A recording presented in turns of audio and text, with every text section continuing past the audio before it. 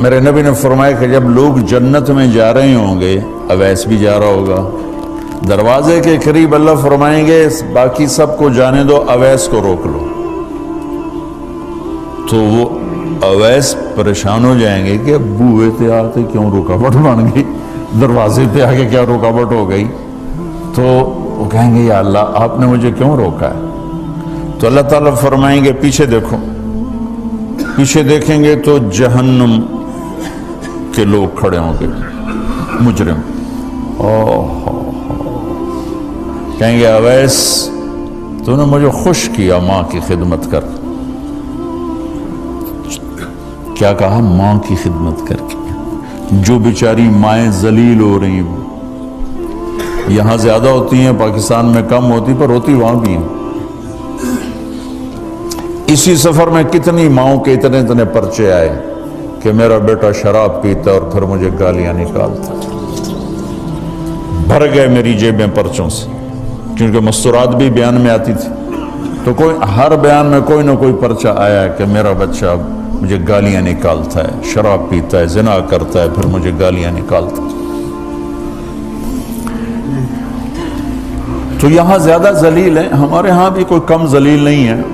کوئی قسمت والی ماں ہے جس کو فرما بردار اولاد ملتی ہے، تو اللہ فرمائیں گے اویس تو نے مجھے بہت خوش کیا ماں کی خدمت۔ دیکھیے جہنم کے لوگ کھڑے ہیں، تو انگلی کا اشارہ کرتا جا، اللہ جدھر جدھر تیری انگلی کا اشارہ ہوگا ادھر ادھر لوگوں کو جہنم سے نکال کے جنت میں ڈال دوں۔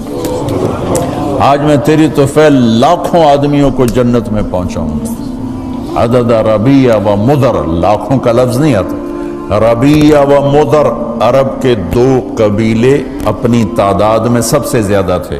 تو اللہ تعالیٰ کہیں گے اویس آج تیری طفیل جتنا ربیہ اور مدر دو بڑے قبیلوں کے لوگ ہیں، اتنے مجرم آج تیری طفیل جنت میں ڈال دوں۔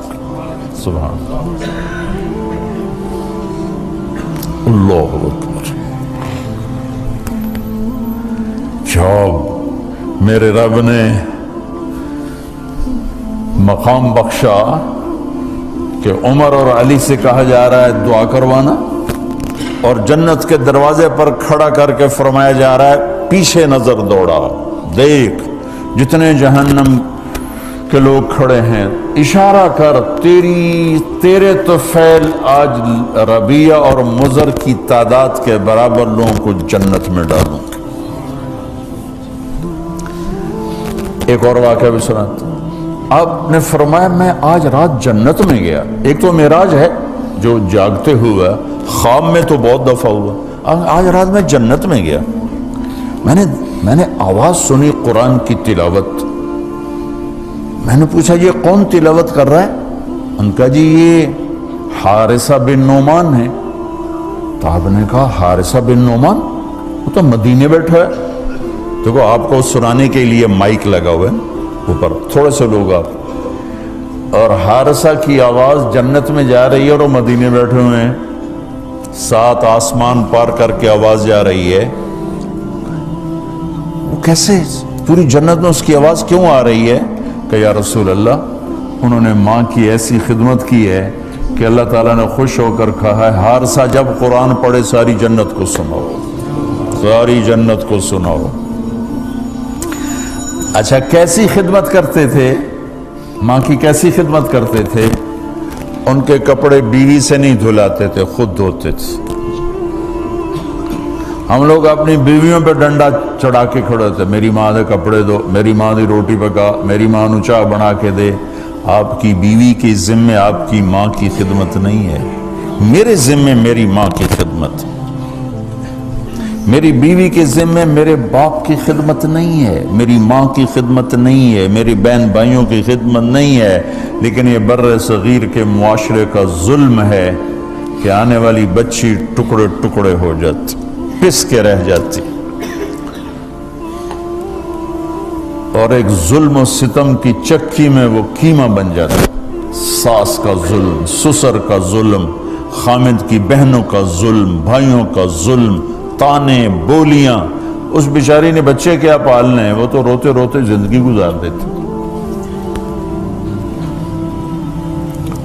میرے ذمہ ہے ماں کی خدمت، میری بیوی کے ذمہ نہیں ہے۔ پوچھو مفتیوں سے، ماں کے لیے کیا کرتے تھے؟ سالن خود بناتے تھے، آٹا گوندتے تھے، روٹی پکاتے تھے، پھر تھالی میں پلیٹ میں رکھ کر ماں کو سامنے بٹھا کر خود کھلاتے تھے، کھلاتے بھی خود، اور ماں کو تیل لگاتے، کنگھی کرتے، جوئیں نکالتے۔ اور کبھی اماں کوئی کام کہہ دیتی اور سمجھ میں نہیں آیا تو یہ نہیں کہتے تھے ماں جی کیا جائے، اپنی بیوی کو باہر بلا کر کہتے ماں جی نے کیا کہا ہے مجھے سمجھ میں نہیں آیا۔ ایک دفعہ موسیٰ علیہ السلام نے پوچھا یا اللہ میرا جنت کا ساتھی کون ہے؟ تو موسیٰ علیہ السلام نے فرمایا فلاں قصائی تیرا جنت کا ساتھی۔ تو موسیٰ علیہ السلام تھوڑا سوچ میں پڑ گئے کہ قصائی تے موسیٰ دا جوڑ کی میں بہ گئے، فلاں مجاہد، فلاں عالم، فلاں ولی اللہ، وہ تیرا جنت کا ساتھی، قصائی تیرا ساتھی۔ تو موسیٰ علیہ السلام نے پتہ پوچھا اور پہنچ گئے۔ تو وہ گوشت کی دکانوں میں ایک دکان اس کے بھی تھے، وہ بٹھا چوکڑی مار کے تھا اپنا بیچی جاندہ تھے، ٹکی جاندہ ہے۔ کوئی موسیٰ علیہ السلام کو اسپیشل چیز نظر نہیں آئی۔ جب شام کو وہ چلنے لگا، جب وہ گوشت کا گوشت ختم ہو گیا تو اس نے ایک ٹوٹا تھیلے میں ڈالا اور چل پڑا، موسیٰ علیہ السلام بھی ساتھ چل پڑے۔ وہ گھر پہنچا تو موسیٰ علیہ السلام نے کہا میں آ جاؤں؟ کہا جی آ جاؤ۔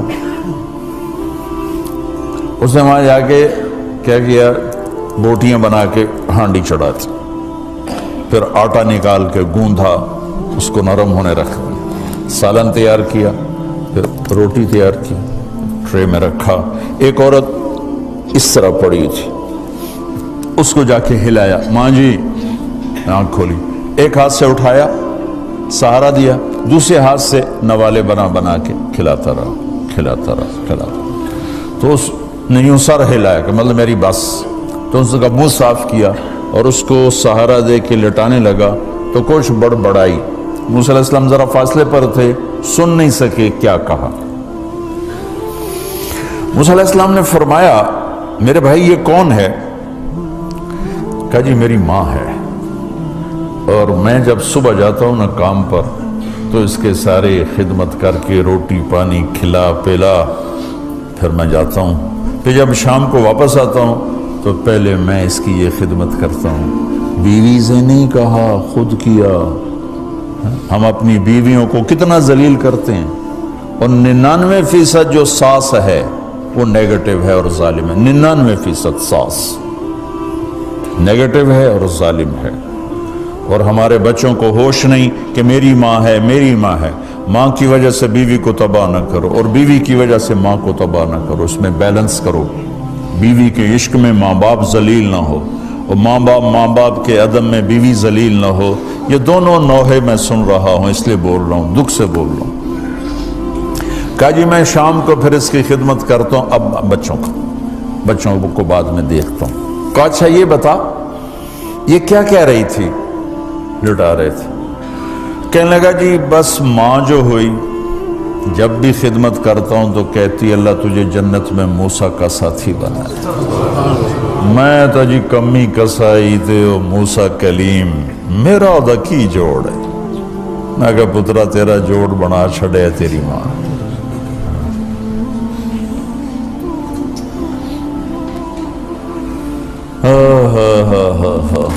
ماں باپ زندہ ہیں دعا لو، فوت ہو گئے ان کی قبروں پہ جایا کرو، وہاں بیٹھ کے قرآن پڑھا کرو۔ جو بچہ پڑھے گا وہ اتنا طاقتور ہو کے ماں باپ کو لگے گا، اگر وہ فوت ہو چکے ہیں۔ زندہ ہیں دعا لو، مر گئے ہیں ان کے لیے ان کی قبر پہ نہیں جا سکتے ہو، یہاں کی زندگی بہت تیز ہے، کبھی تو جایا کرو، کسی ویکنڈ پہ چلے جایا کرو، کسی اتوار پہ چلے جایا کرو، کسی ہفتے کو چلے جایا کرو، مہینے بعد 2 مہینے بعد، سال میں 1 دفعہ سے، کہ یہ ان کا حق ہے۔ ان کا حق ہے۔ اور ابن القیم رحمۃ اللہ علیہ نے ایک واقعہ لکھا ہے کہ عبداللہ بن مطرف رحمۃ اللہ علیہ نے خواب دیکھا کہ قبریں پھٹیں اور لوگ نکلے اور کوئی چیز ایسے اٹھا رہے ہیں، ایسے اٹھا رہے ہیں، ایسے اٹھا رہے ہیں۔ ایک آدمی نکلا اور جا کر ایک درخت سے ٹیک لگا کے بیٹھ گیا۔ یہ اس کے پاس جا کر کہتے ہیں بھئی آپ کون لوگ ہو؟ وہ کہتے ہیں ہم ایمان والے ہیں۔ کہ یہ کیا ہو رہا ہے؟ کہ جو رشتہ دار ثواب بھیجتے ہیں یہ وہ اکٹھا کر رہے ہیں۔ کہ تم کیوں نہیں اکٹھا کر رہے ہو؟ کہ میرا بیٹا حافظ قرآن ہے، ایک قرآن روزانہ ختم کر کے مجھے بھیج دیتا ہے، تو میں نے پرچون دی لوڑ نہیں رہ جاندی، میرا تھوک دا کام۔ کہ تیرا بیٹا کیا کرتا ہے؟ کہ اس کی مٹھائی کی دکان ہے بازار میں۔ آنکھ کھل گئی، صبح ہوئی تو پہنچ گئے، بازار کھلا، دیکھا تو ایک نوجوان بیٹھا ہوا اور مٹھائی بیچ رہا اور ہونٹ ہل رہے ہیں۔ پہلے اس کو نہ چیک کرتے رہے، پھر اس کے پاس آئے، بیٹا تیرا نام کیا ہے؟ وہی نام تھا جو خواب میں سنا۔ یہ کیا پڑھ رہے ہو؟ کہ جو قرآن پڑھ رہا ہوں۔ کتنا پڑھتے ہو؟ ایک ختم روزانہ پڑھتے ہو۔ کیا کرتے ہو؟ کہ والد کو ایصال ثواب کرتا ہوں۔ کیا اتنی مشقت کیوں اٹھاتے ہو؟ کہ وہ میرے لیے بہت کچھ چھوڑ گیا، میں چاہتا ہوں میں بھی اس کے لیے کچھ حصہ بنتا رہوں۔ تو یہ والدین کے حقوق میں سے ہے کہ اگر وہ چلے گئے ہیں ان کے لیے ایصال ثواب کرو۔